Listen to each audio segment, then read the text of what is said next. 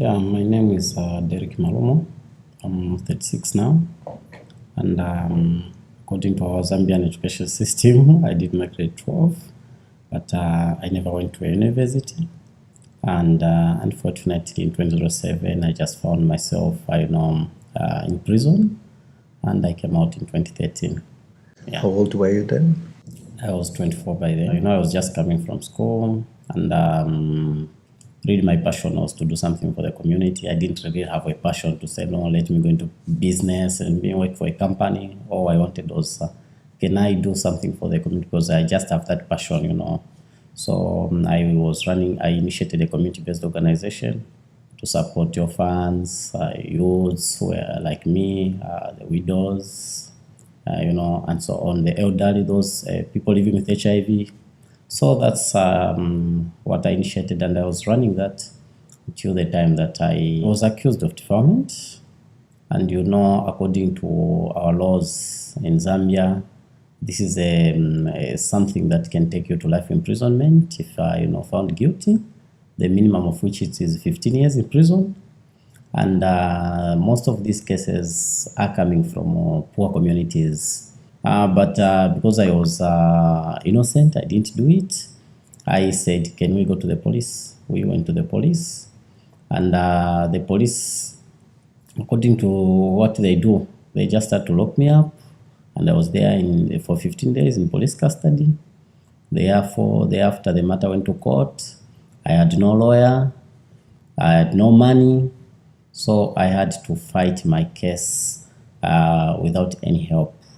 And it was try and error because I didn't have knowledge about law and so on. So I was just like trying everything. I was not sentenced, but I was convicted. There is a conviction and a sentence. So I was convicted, and then the magistrate said, you go to the High Court for sentence. So I said, I'm not going to be sentenced until my case is reviewed.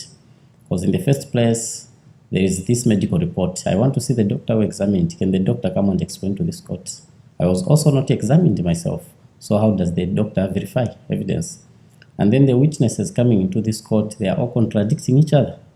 This one is saying this one is saying this. So the date that they allege that I defiled this scale is contradicting the date that is on the medical report. So all these, how do I get convicted? So because I was the first Zambian, I was the first person to pursue, such a thing. Like I want first the court to review before I am sentenced. So the case took long, and because I didn't have a lawyer. So all the lawyers that I was trying to involve, like from the legal aid, they were all saying, no, it has never happened. No one has ever appealed. So it will be unprecedented because even in our laws, it's not there. So I said, no, I will create the precedence myself. Let me be the precedence. So until I passed it through High Court judges, 3 High Court judges, who were all arguing that no, there is no such law in Zambia because no one had ever done such a thing. So until I wrote to the Chief Justice to say, can you intervene in this matter? The Chief Justice, after making consultations with the other judges, then said, okay, I think this guy is right. So this is how, after the Chief Justice ordered that the High Court reviews the case, and I was found without a case to answer. And during the appeal process, all the time you were in prison? I was in prison from 2007. All this time I was fighting, I was inside. Can you guide me through prison life in Zambia? What was your experience there when you arrived there? Generally, prison conditions in Zambia, it is rough because overcrowding levels. By the time I was entering prison, people were sitting. There was no sleeping. Only those who are very, very privileged in special circumstances were able to sleep, but also in difficult, circumstances. Diet is a challenge. You have to depend on, one meal every day. So it is quite a challenge, and the environment, because of the overcrowding, sanitation is poor because we have few sanitary facilities against this huge population of prisoners to depend on such sanitary facilities. Water is a problem because we are talking about the huge population against the amount of water being provided to the facilities. So all those are the challenges. The environment is just bad. We can call them correctional facilities today, but it's on paper. Yeah, physically, they are still prisons. How were the people that you met in prison? Generally, the sad thing I observed is that the majority of people in prisons are coming from poor backgrounds, and these are people who cannot afford lawyers, and lawyers are very expensive. Yeah, so you find these are people who are there because of poverty. Some of them, or if not most of them, they stole. They committed this aggravated robbery because of, they just wanted money to, maybe, I wanted to start a business, So most of the crimes are poverty related.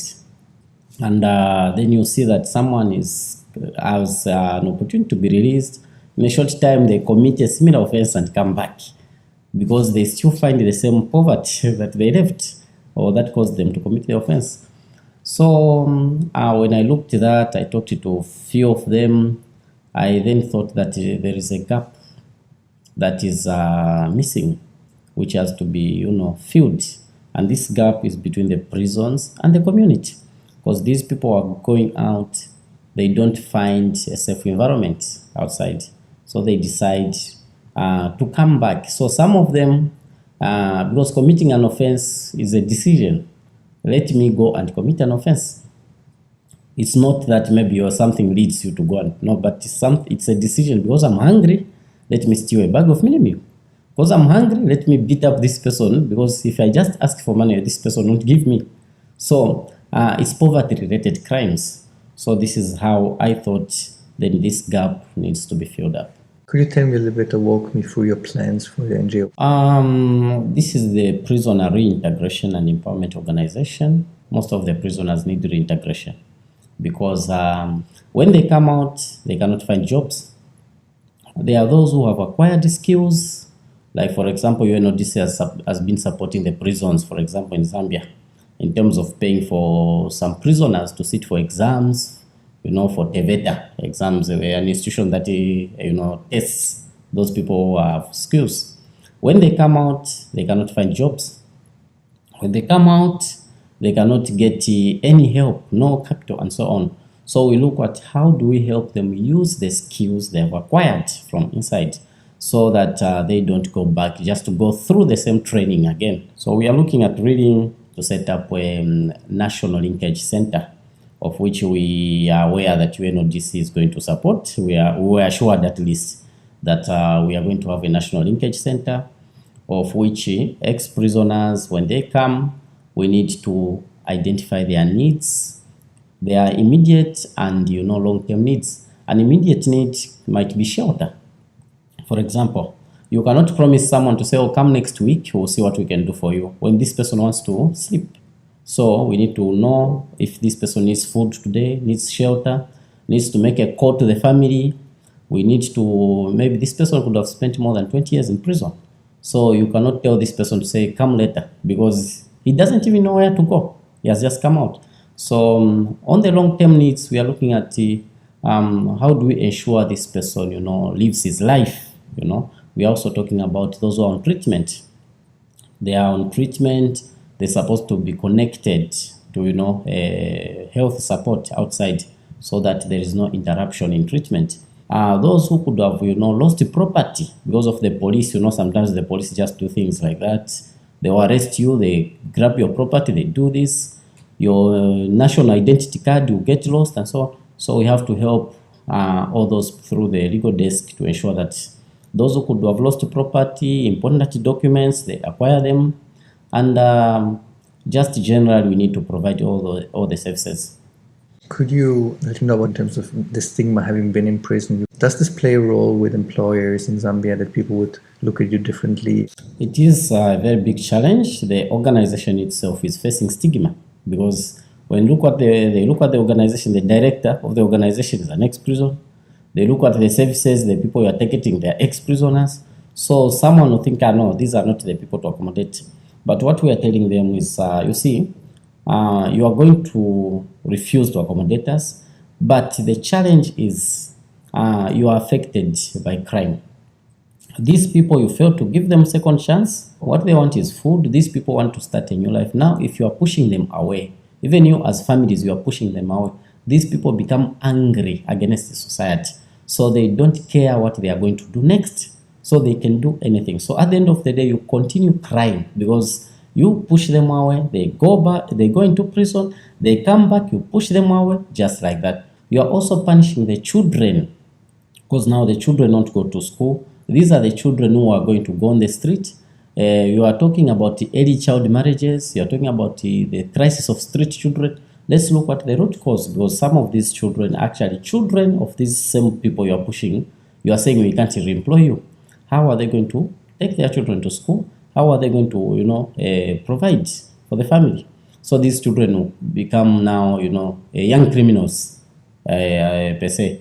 They will become young mothers. They will get these teen pregnancies and so on. So we are sensitizing people against, the stigma and discrimination. We've been doing that since 2014. We are also telling government, because we need a policy in place. We need the funding, whether it is small, but at least we should know that it's there. We need to have this problem on paper, and so on that way it is sustainable.